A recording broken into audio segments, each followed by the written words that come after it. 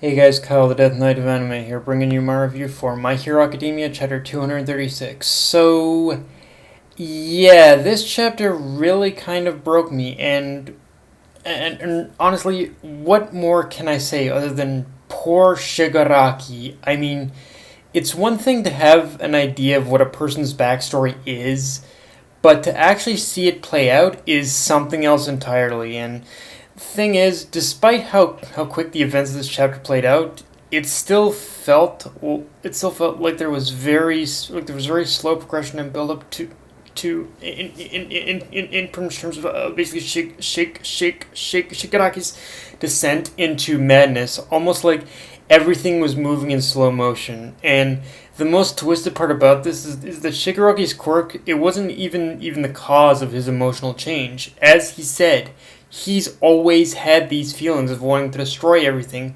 where these feelings of wanting to destroy everything were basically always there. And the only thing that awakening his quirk achieved is that it allowed him to embrace these feelings.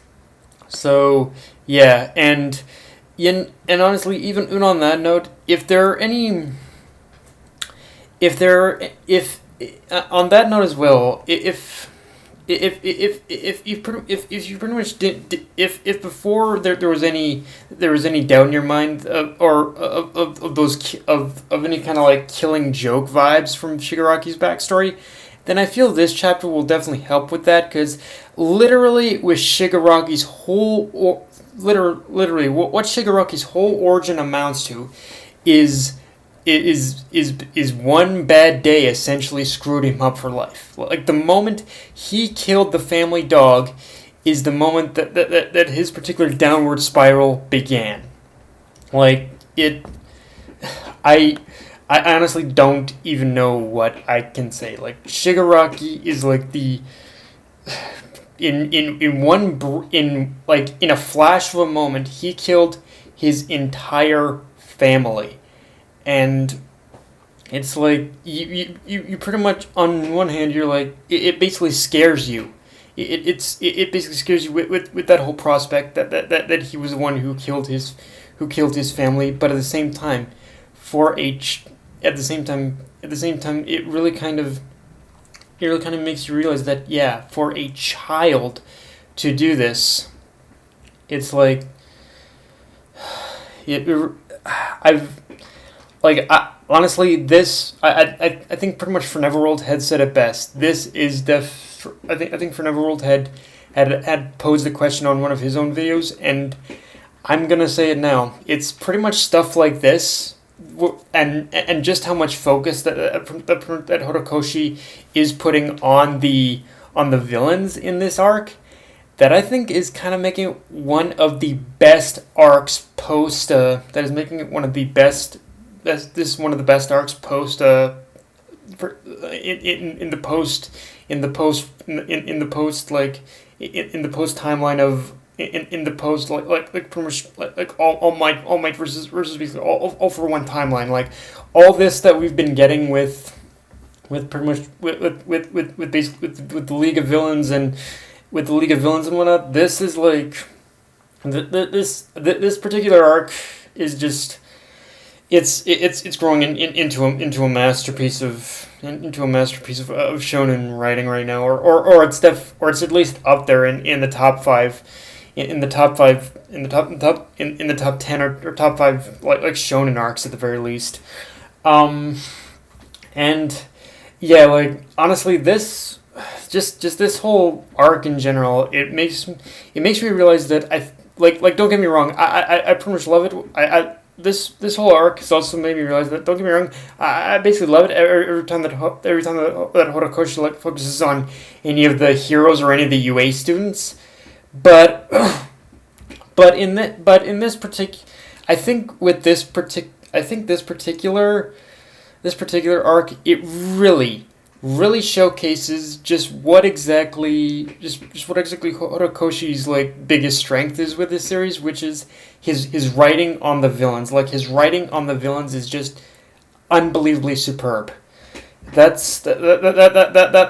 particular, I think, is basically where the absolute that I think is where the absolute strength of Horikoshi's writing of My Hero Academia is whenever he focuses on basically Shigaraki, the League of Villains as a whole, anyone else in the League of Villains twice or whatnot, or just villains in general. His writing on villains in general is just incredible. So yeah, just again, but yeah, what else can I say? Just Shigaraki's backstory is is the very definition of all it takes is one bad day, and all it took was one bad day in order to plunge Shigaraki over the edge into the villain lifestyle he knew. And honestly, what makes this whole thing with Shigaraki even more tragic is basically is basically quite a while ago. If you remember, it was near the beginning of the series after Shigaraki's first attack on UA. At the beginning of the series, all the UA teachers had that little conference, and they were talking about how pretty much part of basically of the reason as to why Shigaraki became a villain to begin with is because and gone down the path he did is because he basically fell through the system and he never received the proper quirk therapy sessions.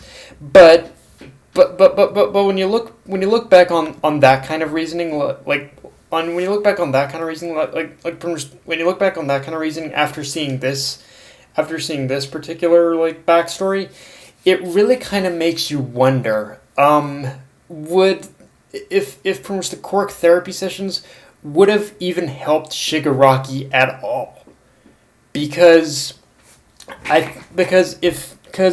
really when it comes to Shigaraki's whole desire to destroy everything, it happened before his quirk even awakened. I mean, yes, he suppressed those feelings, but yeah, he's had those feelings from the very beginning, and but. And the thing is, what makes me even more skeptical, of that whole thing now with him not receiving with the quirk therapy not working on him, is that when you consider that everything about the society relies on the quirk and not the person. I have serious doubts at this point, even more so than before, that even if Shigaraki had received quirk therapy sessions, it still wouldn't have helped him. Because the society places so much emphasis on the quirk and not the person, I really don't think it would have helped him at all. It is a very flawed system for sure. And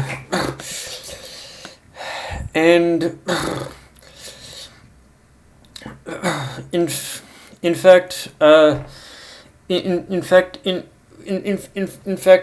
you pretty much look back on the present version of Shigaraki now, and when you compare him to, and what makes the current what makes the current situation with basically Shigaraki now is that his quirk awakened. When his quirk awakened, it was very much like a case where he embraced his quirk, but he also lost control of it through basically being consumed by pretty much all those emotions he was keeping hidden. But now by embracing his emotions and what he did, over letting them control him, he has gained control of his quirk. So yeah, that in itself also just kind of goes just kind of further says to me that pretty much the quirk that in itself also says to me that the whole quirk therapy stuff, it wouldn't have worked at all too. So yeah, what honestly guys, there's really not much more I can say. This whole chapter was just, it's like I said too, it's very rarely it's very rarely I pretty much even get any sort of sense of any sense of like time or emotion or of time or motion out of reading a manga. I think One Piece is the only one that does that to me. But yeah, just with the whole events with themselves, the events themselves, like on the page, they definitely seem to go by very fast. But just from reading it, it felt like it was just going by very slowly. Just everything happened in like slow motion, and yeah, I love it. I love this chapter. What can I say? It was an amazing chapter, emotional, and just it made me feel for Shigaraki just more than I ever have before. But yeah, guys, that's my review. If you enjoyed the video, like, comment, subscribe. Follow me on Twitter, Facebook, and Mr. Crunchyroll. Dead Knight of Anime, signing off. Later, guys. Shigaraki, my man.